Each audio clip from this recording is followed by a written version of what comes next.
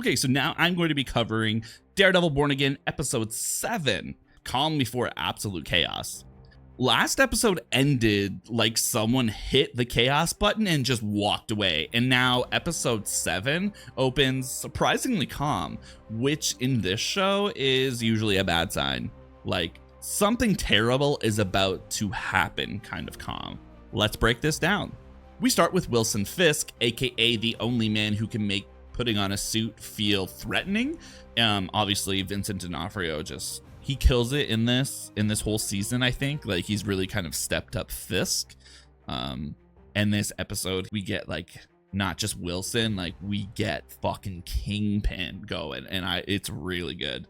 He notices one of Vanessa's earrings are missing, and you just know somebody's gonna pay for that. So we know that Heather took it the last episode during Vanessa's funeral. We do know that she took it. Cut to Karen Page. She's getting arrested from the riots that were going on outside of City Hall. So she doesn't get shot in the face like that AVTF agent killed the other agent doing, who was a traitor and went against them. No, he actually just arrests her. But you know what? She's alive, so we'll take it. It's a low bar, but we'll take it. Now Fisk visits her in jail, calls her a criminal, and when she claps back at him, he straight up starts choking her while talking about restoring order. This was a very powerful scene between Fisk and Karen. It was really good. Good performances from both of them. You could fucking feel that tension. Like you couldn't cut that with a fucking chainsaw, man. Like it was, because nothing says order like attempted murder in a holding cell. He gives her one phone call, which is honestly the nicest thing he does this entire episode. Meanwhile, Jessica Jones wakes someone up in the worst way possible by already being in their house. Relatable? No. Intimidating? Absolutely. She confronts Mr. Charles, who tries to play everything off like, oops, wrong house, my bad. And Jessica ain't having it. He even throws in a little shade, suggesting her powers aren't as reliable anymore, which is a bold thing to say to somebody who could still throw you through a wall on a good day. We also learn a little bit about Luke. We learn that Luke is working for Mr. Charles and he is conveniently out of town, which is a superhero code for not available for this episode. But we do know that, spoiler alert, he is coming back, as well as Finn Jones as Iron Fist. We've already seen them all together with behind the scenes things for next season. So we already know Luke is coming back, which is fucking awesome. And I'm actually really pumped to kind of see what Finn Jones can do. Give him a second chance, because I don't think his performance in the Marvel Netflix series stuff, I don't think it was his fault that show wasn't good. So you know what, I'm willing to give him the benefit of the doubt, and let's see what they can actually do with the Marvel team. Fisk's weapon deal is also dead, which honestly sounds great until you realize Fisk always has a backup plan, always. Jessica brings this all to Matt, and they quickly connect the dots. Fisk might be planning to take out the governor, you know, casual political assassination stuff. Karen's location gets revealed, but there's a catch. She's in legal custody, so Matt just can't bust in as Daredevil and free her like he normally would. Laws and all that, it's very inconvenient stuff. Jessica dips out to protect Danielle, but not before saying, maybe just kill Fisk. It's helpful. It's very helpful. And Matt makes a wild decision. He frees Bullseye, because apparently when you need help, you go to the guy who kind of ruins your life. So it's a bold strategy. Let's see if it pays off for him. Karen's trial kicks off with a huge crowd outside, half protest, half Marvel Cinematic Universe fan convention energy. Everything is very public, very dramatic, exactly how Fisk wants it to be. But then, plot twist! Matthew Murdock walks in as the co-counsel. So as we know from earlier in the season, they have been looking for Matt, not as Daredevil, but as Matt Murdock. They've had the wanted signs over, it's been on the news. Fisk is trying to find him this way. We talked about that in a previous episode, but now it's just kind of like, oh shit, there he is. We finally got Matt back into the spotlight doing his lawyer shit. And suddenly this courtroom turns into a legal version of a boss fight.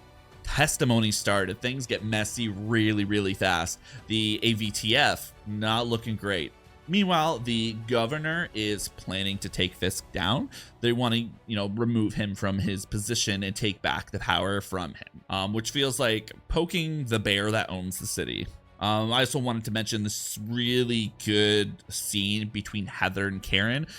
Karen is in interrogation and Heather is questioning her like she did for the swordsman earlier on in the season, to kind of like give a mental health evaluation, but we know it's bullshit. And we start to see that, a little bit of Muse coming out in her. We get a quick glimpse of Muse blurry in the background outside of the interrogation room behind Heather, just kind of staring in. And Heather just fucking loses it. Karen starts giving her shit about how, she's with Matt and all this stuff. And Heather just fucking starts bitch slapping her. It was fucking insane. Now I'm excited, but also curious to kind of see Heather's transition into the female Muse. There was recent pictures that were leaked from the set of Daredevil Born Again season 3, where we know she's the female Muse. We've already seen her in costume, all that jazz. So we know she does become the new Muse. So we're starting to see that trajectory in this season already. But she got very dark very quick, and it was very interesting to see. It was a good scene.